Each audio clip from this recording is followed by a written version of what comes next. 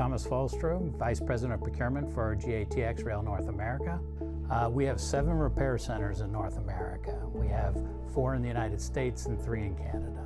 The most important factor that really drove the tool that we selected, Levelpath, what really was keeping it simple for the repair center procurement folks to do their work. The idea being, if it's simple, they will be compliant. The AI features within Levelpath really allow them, without corporate procurement involvement, to just ask questions through copilot and develop their own RFPs.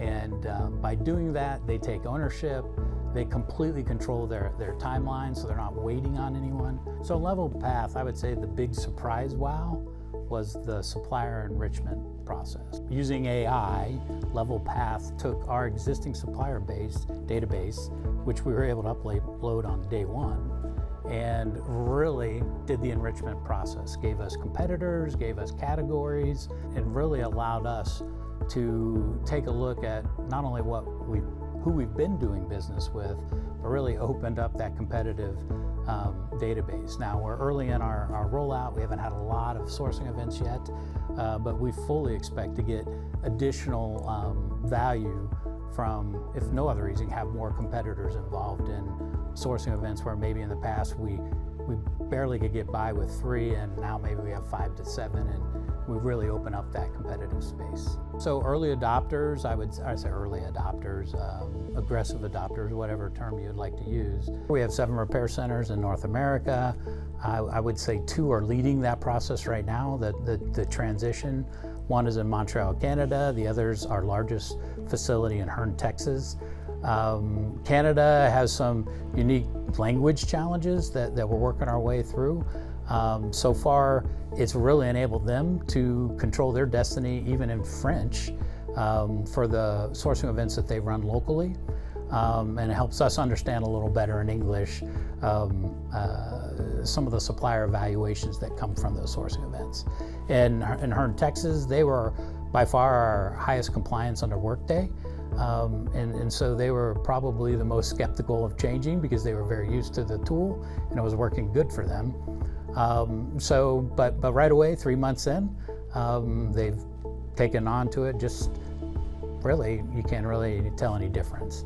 Some of the things are more streamlined. We've been able to get more competitors for them through the supplier enrichment process that I've already referred to.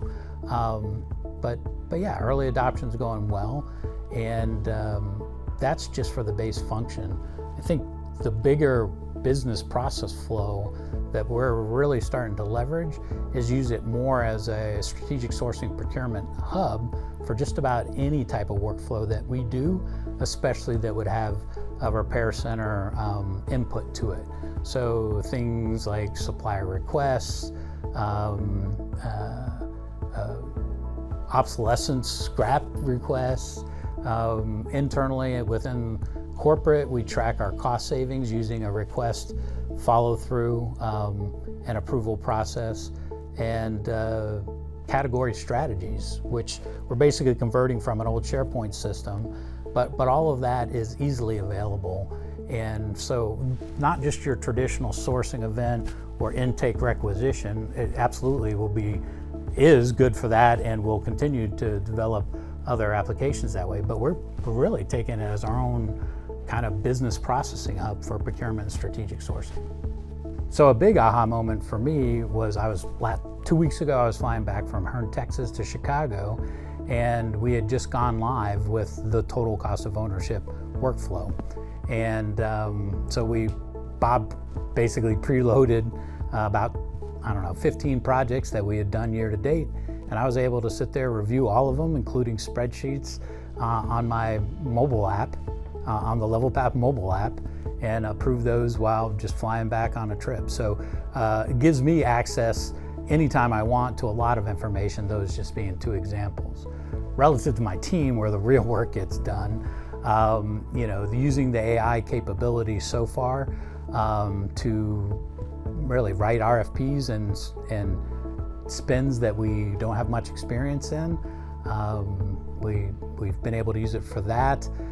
Relative to taking a look at some basic contract management functionality. We're in the process of changing a supplier, I'm careful with names, but anyway, two competing suppliers, very similar type of contracts, but we wanted a quick look at the different clauses associated with cancellation and some of the other remedies. And in the past, we would have had to pull the files, work with legal. Literally, we were able to ask Copilot a question, review those contracts, pulled out the key terms, and we were able to negotiate that on the fly. And we really didn't have a whole lot of time to do it. And if we had to do it the old way, we'd probably taken the safe road and not made the change, because we just couldn't get enough comfort in a short period of time. Levelpath Copilot and contract management absolutely gave us a quick look, and we were able to use that in negotiations. Now, the two aha moments for me really were the supplier enrichment process. I'm still giddy over that 90 days later. And really the mobile access to everything in there. And so now I want to put even more things in there so I can still have my single spot of strategic sourcing and procurement, dashboard, health, projects, status, all of that. So relative to implementation and really identifying and prioritizing business processes, workflows that we want to eventually have going through Levelpath, I think I got with my team right away, and we literally went through our SharePoint site.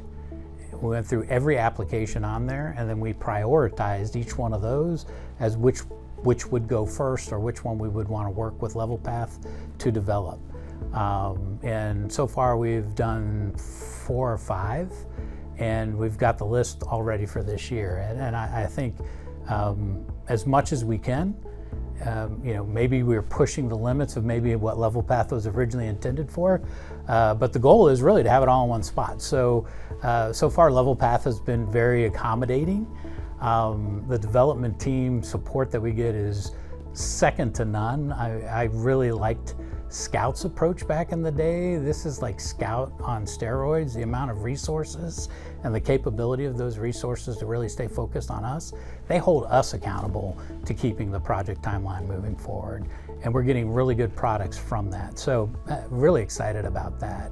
But yeah, as many workflow processes that make sense to put in Levelpath and have that single spot for corporate procurement management, but the sites as well to access the data that we need to share with them, all the better.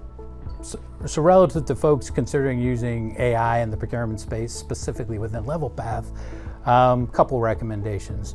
Number one, a piece I didn't even consider myself, which definitely slowed down my internal approval process, was because AI is still really new, and there's a lot of risk associated with it.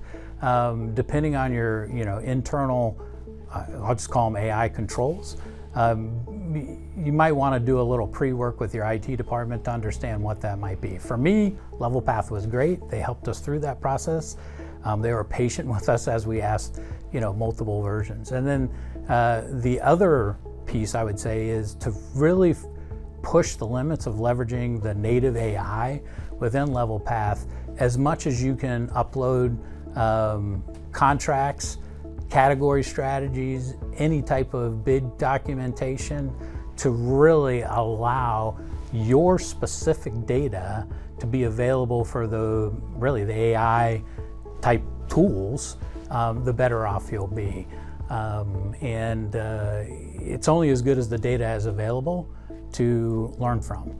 So give it as much as you can that's relevant and clean so it can learn, and so that you can leverage it and really use Copilot to your advantage. Just the customer experience with Levelpath at any level, but more recently in the implementation and development side, because that's what we're really deep into right now, it's just been excellent. And while the resources change from time to time, It's always as good, if not better than the previous, and it's always been great. So definitely use Levelpath to help you develop and accelerate your implementation of the power of the tool.